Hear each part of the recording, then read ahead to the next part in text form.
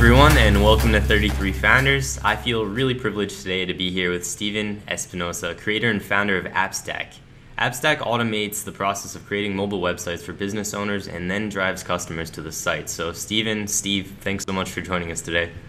No problem. Thanks, guys. I want to take a second to congratulate you, not just for this brilliant company and the success that you've seen already, but for your life story and leading by such a rad example. We'll talk a little bit more about that later, but for right now, let's say that Jenna is the owner of an ice cream shop, okay? And she's not too tech savvy, but she knows she has to go mobile. So all her friends are raging about AppStack. She heads over to your page. Now what do you want her to do? So Jenna, do you have a phone number? I do have a phone number. You do have a phone number, great. So what I'm going to do is I'm going to take your phone number and I'm going to look for your phone number all over the web, find all the images and reviews I can find everywhere from Yelp to Facebook to Twitter to Google Places. I'm going to get all the good reviews about your business that I found based on your phone number. I'm going to make this beautiful mobile website, and then I'm going to have people call that phone number when they're searching on their phones. They don't even have to have a physical location. So if you're a personal trainer who does freelance, a hairstylist who does hair in people's actual homes and don't actually work in a salon, we can help anybody as long as you have a phone number to take calls. Let's shift gears here and talk a little bit about the journey. You've changed the lives of business owners, big and small. In turn, you've gotten AppStack funded by Google Ventures, Tomorrow Ventures, 500 startups, tons more. By the age of 24, you've accomplished more than most entrepreneurs do in a lifetime. What do you think's contributed most to your success? It's like, so I have kids, right? And it's like, being able to afford to do radical things with my kids, like just go to Disneyland, all that kind of stuff. I have a curse. My firstborn was my son, and his name's Steven, and it's like I want to give him everything I didn't have, right? So it's like I can't tell him no. Right? He looks at me and he's like, "Dad, I want this new Iron Man toy." I'm like, "Oh, I'm gonna buy that for you." So it's like I'm really motivated by providing and really having those experiences in life that I want to have. And so if that means that I have to hustle in business and meet the right people and do the right things to be able to get what kind of experience I want to have out of life and what I want my kids to have out of life, it's just kind of normal Papa Bear father instinct, right? I had my first child when right before I was 21, and that's really what motivates me, is just providing a good life for my kids and my family, and just having an awesome experience. And doing business helps do that, and I'm so passionate about it. And so it's when you have these things that you want, if you want something bad enough, you'll work for it. Absolutely. So one of the things you mentioned is meeting the right people. Can you tell our viewers a little bit about the role that Twitter played in your company? Yeah, so I was doing consulting for a lot of startups at the time, and I just really decided okay, I want to step up my game. I'm making all these startups money. I want to start making more money for myself, and I want to be the CEO of a company. I know I can do it. I just haven't taken the time or really felt confident enough. So I just knew I made a short list of people I wanted to meet, right, and really help me out. And one of them was Gary Vaynerchuk. The other one was Jason Calacanis and all these other people, right. And so Jason Calacanis just seemed the most feasible because he was local. He was somebody I could just do pop-ins with, you know what I mean, meet at random events and just kind of make him see me over and over. So one time on Twitter, he just got out of a Lakers playoff game. I had never been to a basketball game in my life, and he's like, "Anybody want to take me to the next one?" And I was like, I'll do it, right? So I just bought the best tickets I could on StubHub, sent him a tweet, and was like, "Hey, I got these tickets. What do you think?" Just hoping he was gonna say yeah, and he just answered back, "Where are they?" And I'm like, they're a couple grand each. And he was like, "Sure, meet me at the Magic statue at 6:30, right?" And I'm like, "Okay." And I'm Googling what's the Magic statue, and it's Magic Johnson statue, right? I felt stupid after I Googled it, but I'm like, okay.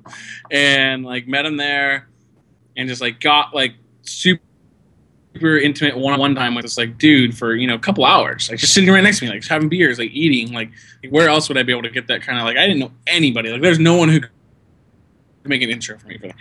First thing I did with him was how could I help him so that eventually he'll help me, right? And it's always in a giver's mentality when you're trying to reach out to people who you are are above your pay grade, right? These people are upper echelon, he's an entrepreneur, sold his company, has another big company, doesn't have time for people like me, right? I'm like this kid who just could buy alcohol, right? I was like 21, 20, something like that, right? And I'm here meeting this guy, like trying to get him to like spend a couple hours with me. So like I immediately like went through his whole site, like did some like free consulting for him, never charged him. Like always, like when he would ask me to come out to do consulting for him, like never asked for a dime. I would like drive to like Santa Monica and like Friday traffic. It would take me 3.5 hours to get home, right? And like I spent like maybe an hour there, and it took me 2 hours to get there. So I spent like almost 6 hours in a car to like do some free consulting for him, and I did it like on a regular basis, right? Maybe once a month. And then eventually, like it totally paid off. Like he just like, hey, that startup that you're telling me about that you want to start? I said, yeah. He's like, why don't you fly up on a plane and meet me in Palo Alto tomorrow, right?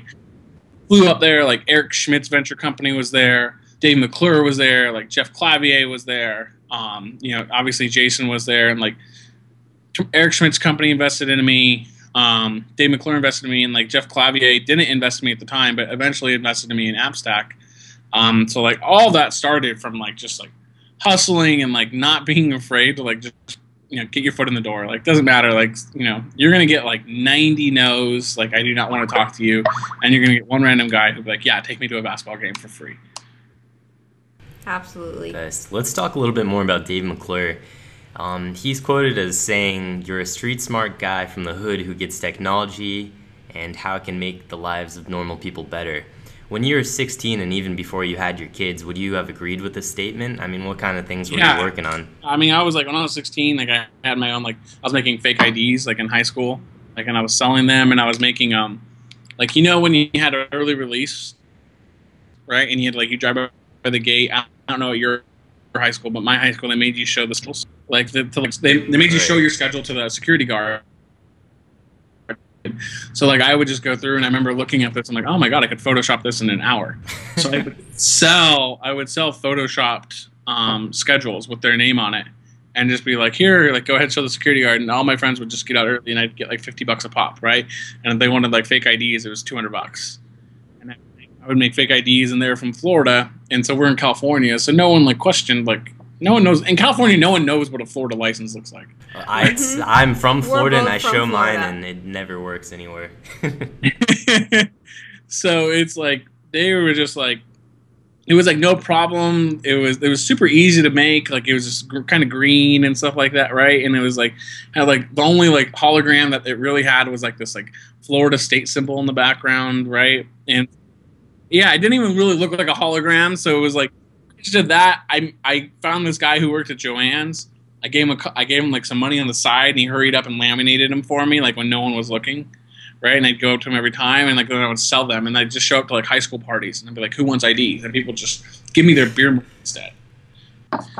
And like that's what I was doing like in high school. Like that's how I was making my money, and it was like So I would say like I've always been kind of like street smart, like hustle, make money, like get what you want. Let's look ahead 10 years. Where do you want to be in 2023?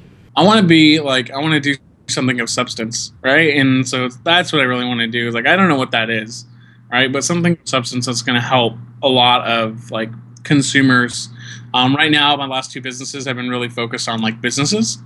And then now it's weird because you always like, it's kind of like the adage, like every actor wants to be a singer and every singer wants to be an actor, right? And you look at like Jack Dorsey, like he went from like Twitter, he did consumers, and then he wanted to do businesses. Now I've done like businesses 2 times in a row, right? And all I can think about is like, man, my next company is totally going to be consumers. So it's like really focusing on something like of substance for consumers that makes like everyday life easier, that like something like Nest, where you don't have to think about it. Like it's something that like, it's such like a high-tech company, but like at the end of the day, it's a thermostat, right? It's like something that like everybody uses, and you don't need to be technical to know that like this is a beautiful piece of product, right? Something like that that I definitely see me working on, over the next 10 years. All right, the one and only Steven Espinosa. Thank you very much. Take care.